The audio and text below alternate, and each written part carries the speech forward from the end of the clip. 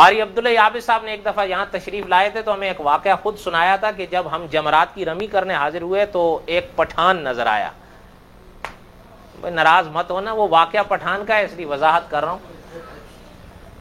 پٹھان سامنے آیا تو حضرت فرماتے ہیں کہ ہم نے بھی رمی کرنی تھی، اس کو دیکھا تو اس کے ہاتھ میں چپلی، وہ پشاور والی چپلی نہیں ہوتی، وہ اٹھائی ہوئی ہو اور اس کے نیچے لگا ہوا ہو پورے ٹرک کا ٹائر، دے دمادم ہزار مچایا ہوا ہے.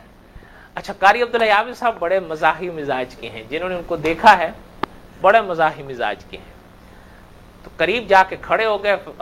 کیونکہ اس وقت جو ہے وہ تھوڑا آپ جو پرانے جمرات کے جو نقش ہوتا تھا وہاں تو آسانی سے قریب ہو جاتے تھے، وہ مارے جا رہا ہو. تو حضرت فرمایا، قریب جا کے کھڑے ہو گئے کہ کیا کر رہے ہو خان صاحب؟ قاری صاحب فرماتے ہیں مجھے کہنے لگا کہ اس کو نہیں چھوڑوں گا، میں مار کے جاؤں گا.